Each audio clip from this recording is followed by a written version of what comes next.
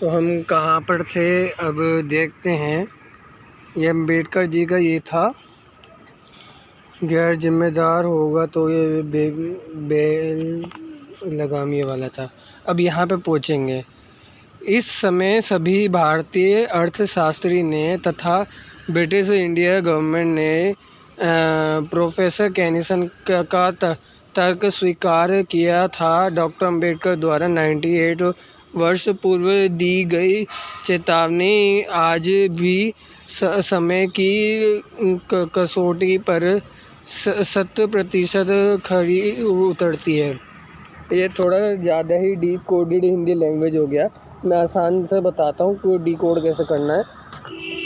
D code करने इसका ये कहने का मतलब है, जो अम्बेडकर साहब मतलब जो कैनिसन थे, उन कैनिसन की जो फ्लेक्सिबिलिटी वाला जो प्रिंसिपल सिद्धांत था, उसको ब्रिटिश सरकार ने और भारत की सरकार ने एक्सेप्ट कर लिया उस समय 1934 में।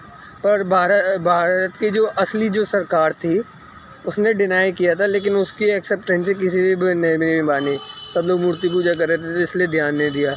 अब चलो, और अम्बेडकर साहब जी ने 98 आज से 98 या 99 साल पहले ये चीज़ बता दिया था कि जो ये चीज़ है, ये फिक्स्ड वाला सिस्टम की जगह फ्लेक्सिबिलिटी वाला मुद्रा वाला सिस्टम अगर करेंगे तो क्या होगा कि भारत ना बर्बाद होना शुरू हो जाएगा। इस चीज़ के बारे में मैंने पार्ट 6 में बताया था, पार्ट 7 में बता रहा हूँ। तो पार्ट 7 में ये बात लिखी गई है, बताई गई थी। और आज सटीक बैटरी खड़ी उतरी का मतलब है सटीक बैटरी, और हो भी रहा है। इसलिए महंगाई है, हमारे रुपए की वैल्यू डिग्रेड करी गई है, वो भी उसमें क्या कहते हैं उसे, मार्केट में, वो भी विदेशी ताकतों के जरिए। अब आगे बढ़ते हैं। डॉक्टर अम्बेडकर का आर्थिक विचार एवं दर्शन व यह statement of India to the royal commission of Indian currency इसका प्रमाणिक दस्तावेज है। कहाँ पर मिलेगा आपको? ये मिलेगा अम्बेडकर साहब जी की रुपए की समस्या और समाधान की किताब में। अंग्रेज़ों की इस पेपर करेंसी के षड्यंत्र में भारत की जनता फंस चुकी थी। भारत के सभी धन, सोना, चांदी अंग्रेज़ों के कब्जे में चला गया। हाँ, ये तो होना ही था, मूर्ति पर पूजक यही मरेंगे। ब्रिटिश शासन द्वारा भारत की लाखों टन सोने की लूटपाट। ब्रिटिश हुकूमत अपने षड्यंत्र को सफल बनाने के लिए 1933 में अचानक गोल्ड मानक स्टैंडर्ड ख़त्म कर दिया तथा सोने की कीमत 3 गुना बढ़ा दी गई और जनता के हाथ में सिर्फ कागज़ के टुकड़े रह गए। भारत के लूटपाट में के इतिहास की यह सबसे बड़ी लूटपाट एवं शोषण थी। दिसंबर 2013 में प्रकाशित स्टेट्स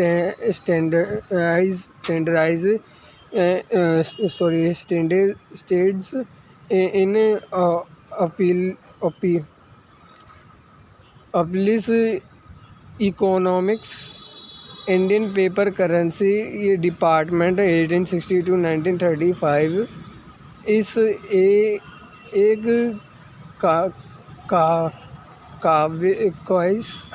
ख्वाहिश में करेंसी बोर्ड चार्ल्स बोला नहीं जा रहा, इस चीज़ को शब्द को ना अंग्रेजी में लिखना चाहिए था, पता नहीं हिंदी में क्यों लिखा। ये यहाँ से लेकर के, ये चार्ल्स से लेकर के यहाँ तक कूट सूचलन द्वारा जैसे ओपिकस, ये फिर अंग्रेजी का हिंदी में कर दिया। ब्रिटिश की देख नहीं रहा होगा, मेरा फ़ोन ख़राब है। शोध गृहित के अनुसार भारत द्वारा सन 1862 से 1935 में ब्रिटिश गवर्नमेंट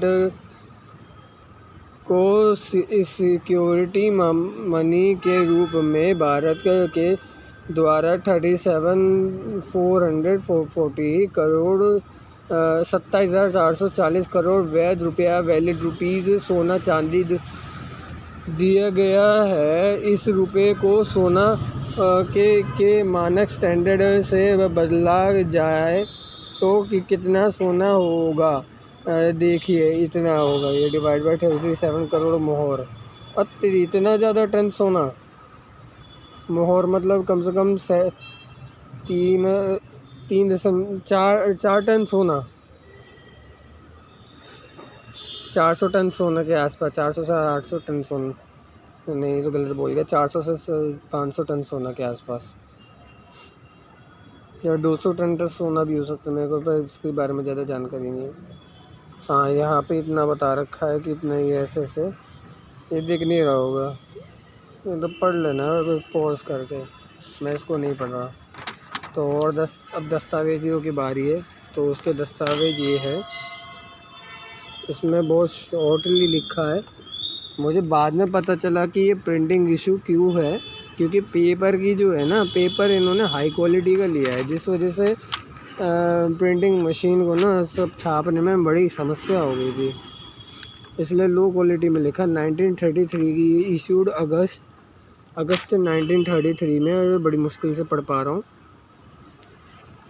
और ये May 1 1930 अगस्त को ये पूरा का पूरा ये छापा गया, और May 1 1933 को ये अप्रैल 5 1933 की बात है। अप्रैल 5 अप्रैल 1933 की। और फिर ये छापा गया, और May 1 1933 all gold coin and gold bullion and gold certified और now owned by the them of the federal reserve bank. हाँ, तो फेडरल रिजर्व बैंक के जरिए भारत के जो से निकाल के ले गए। ये रिजर्व बैंक ऑफ इंडिया का है, ये दिखेगा नहीं, इसमें लिखा है, इसमें तो पता ही नहीं चल रहा, बिल्कुल भी नहीं पता चल रहा है, इसमें बहुत गलत तरीके से चल रहा है। ये वाला मेरे पास इस डॉक्यूमेंट की मेरे पास PDF है। ये 2013 में ये इस चीज़ को करा गया था। इसके बारे में जानकारी 1862 और 1935 के बारे में है। इंडियन पेपर करेंसी डिपार्टमेंट 1862 और 1935 as a question currency board, इसके बारे में जानकारी पता चल जाएगी आपको। सोमदेव आर्य के चैनल पर मिल जाएगी, वहाँ से लिंक मिल जाएगी, वहाँ जाके आपको पता चल जाएगा। जो ब्रिटिश गवर्नमेंट द्वारा 1862 और 1935 के बीच भारत से सिक्योरिटी मनी के रूप में लिया गया वैलिड रुपी कानून के हिसाब से, जो आज भी ब्रिटेन के कब्जे में है, जो भारत की 125 करोड़ जनता या 150 करोड़ की जनता सोना है, मतलब का जनता का सोना है, जनता की जो मेहनत की कमाई का सोना है। इस विषय पर अब तक सभी सरकारें मौन क्यों हैं, ये सवाल पूछा गया। इस विषय पर सरकारें मौन क्यों है, वो इसलिए क्योंकि बस वो मिल रहा है ना, और पैसा मिल रहा है, पैसा से ख़रीद लिया लोगों को। तो क्या करे भाई, यही तो ज़िंदगी है।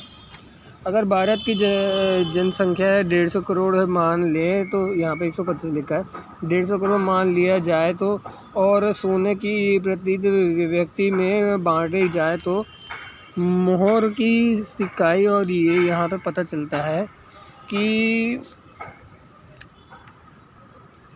350 ग्राम सोना प्रति व्यक्ति के पास हिस्से में आएगी। वैसे अगर देखा जाए ना, 350 ग्राम सोना नहीं, अब तो 200 से 250 ग्राम सोना मिलेगा। क्यों? क्योंकि भाई पॉपुलेशन तो बढ़ गई, कमाई भी बढ़ गई है, लेकिन उसकी वैल्यू डिग्रेड कर गई है। अगर इसको फिक्स करके रखे तो फिर तो होगा, अगर नहीं इसको और बढ़ाए और 150 करोड़ जनता कर दे, तब जाके ये इससे भी ज़्यादा होगा। यह ब्रिटेन के